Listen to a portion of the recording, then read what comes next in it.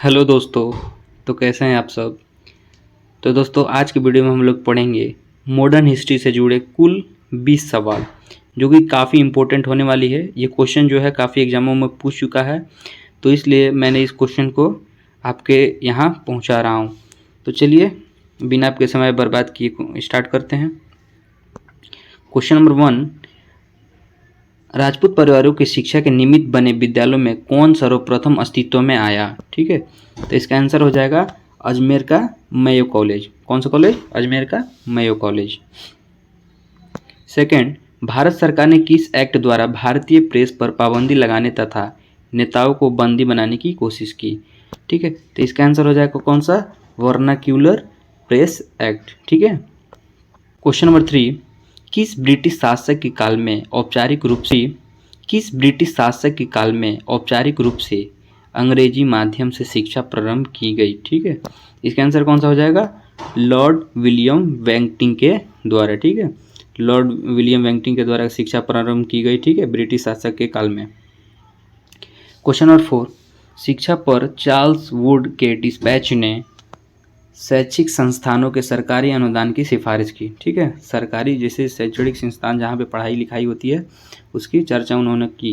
कौन? Charles Wood ने। Question number 5, Sadler आयोग ने किस विषय पर सिफारिश की। ठीक है, सैडलर आयोग ने किस विषय पर सिफारिश की?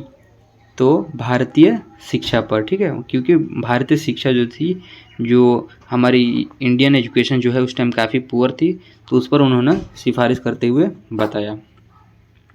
Question number 6, vernacular press act किसने हटाया? वर्नाक्यूलर प्रेस एक्ट किसने हटाया था? रिपन ने हटाया था। किसने हटाया था? रिपन ने हटाया था। 7, प्रेस को स्वतंत्र देने वाला गवर्नर जनरल था। कौन था? प्रेस को स्वतंत्र देने वाला गवर्नर जनरल कौन था? तो इसका आंसर हो जाएगा मेटकॉक। ठीक है, इसका आंसर हो जाएगा मेटकॉक। इसका आंसर हो जाएगा जो ऑप्शन नंबर डी है। ठीक है। 8, हंटर आयोग ने किसके विकास पर बल दिया? किसके विकास पर बल दिया?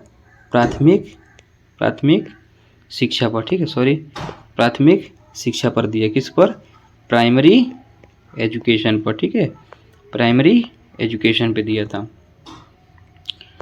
9वां क्वेश्चन है कि सूची 1 तथा 2 को सुमेलित कीजिए। इसको क्या करना है? सुमेलित करना है, इसको आपस में मिलाना है। ठीक है, जो भी सही हो उसको मिलाना है।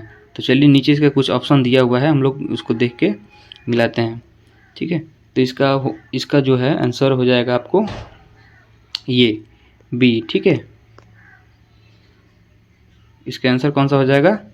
आंसर हो जाएगा बी। ठीक है, 1 को 5, बी को 1, सी को 2 और डी को 3 से मिला देना है। ठीक है, ए को किसको मिलाना है? 5 से मिलाना है। ठीक है, किसे मिलाना है?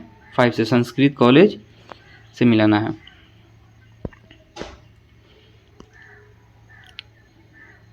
क्वेश्चन नंबर 10, लिखित वक्तव्य पर विचार कीजिए। इस पे हम लोग को विचार करना है।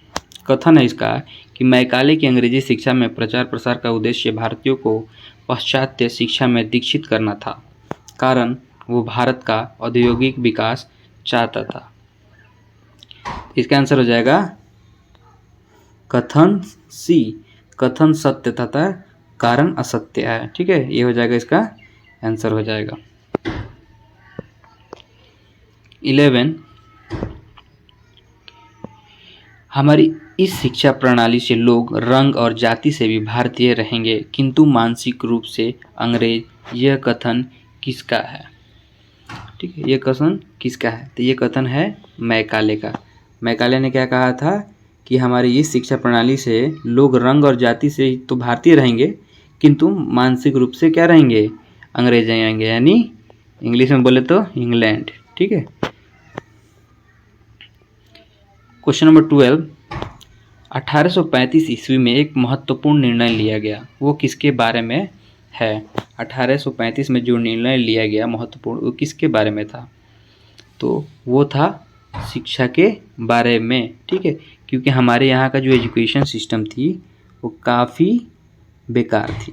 तो उसको महत्वपूर्ण बनाने के लिए 1835 में एक निर्णय लिया गया कि हम लोग शिक्षा के ऊपर काम करेंगे।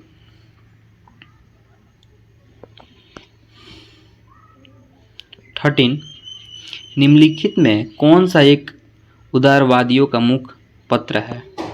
ठीक है, इसका आंसर हो जाएगा ऑप्शन नंबर बी, लीडर। ठीक है, इसका ऑप्शन हो जाएगा ऑप्शन नंबर बी, लीडर। 14 मुसलमानों में पश्चिमी शिक्षा के प्रचार के लिए 1863 ईस्वी में मोहम्मडन लिटरेरी सोसाइटी की स्थापना हुई थी।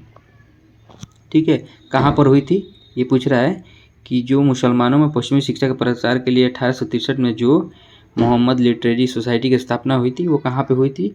तो वो हुई थी कोलकाता में हुई थी। कहाँ हुई थी? कोलकाता में हुई थी।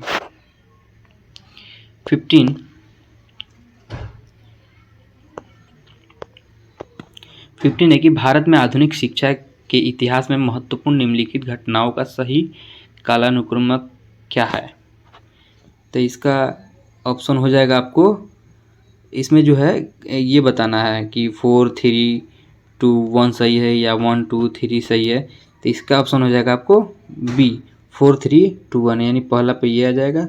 ठीक है, दूसरा पर ये आ जाएगा और ये तीसरा ही हो जाएगा, ये चौथा हो जाएगा। ठीक है, ऑप्शन ये मत देख लीजिएगा, पहला पे ये आ जाएगा, उसके बाद तीसरा आ जाएगा हंटर कमीशन, उसके बाद से कार्लाइल परिपत्र, उसके बाद से पुणे में महिला विश्वविद्यालय की स्थापना। ठीक है,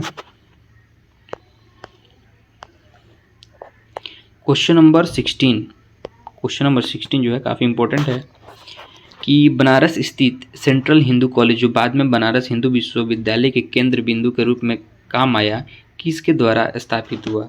आपको बताना है कि जो बनारस हिंदू विश्वविद्यालय है ये किसके द्वारा केंद्र बिंदु इसको बनाया गया? तो इसका आंसर हो जाएगा बी, श्रीमती एनी बेसेंट। ठीक है, श्रीमती एनी बेसेंट हो जाएगा। क्वेश्चन नंबर 17 निम्न पत्रिकाओं का संबंध व्यक्तियों के साथ सुमेल कीजिए। ठीक है, इसको क्या करना है हम लोग को यहाँ पे मिलान करना है। तो चलिए हम लोग मिलान करते हैं। तो ये देखिए, ये ऑप्शन हो जाएगा आपको, ये जो है इंडियन मिरर हो जाएगा, केशव चंद्र सेन से हो जाएगा। ठीक है, और 2 का हो जाएगा सी, यानी देवेंद्र नाथ टैगोर। ठीक है, तो ये ऑप्शन नंबर इसका हो जाएगा बी, ये वाला ऑप्शन इसका जो है सही है। 1 को किसका मिलाना है? ए के साथ, 2 को सी को, 3 को डी के और 4 को बी के साथ मिलाना है। ठीक है, क्वेश्चन नंबर 18 पुस्तक तथा उनके लेखक का कौन सा जोड़ा गलत है? तो जोड़ा हो जाएगा ये अभ्युदय महात्मा गांधी। ठीक है, ऑप्शन नंबर डी ये हो जाएगा इसका आंसर, अभ्युदय महात्मा गांधी। 19 निम्न में से किस एक ने भारत के बड़े क्षेत्रीय खंडों में एक स्वतंत्र शिक्षा विभाग की स्थापना का मार्ग प्रशस्त किया?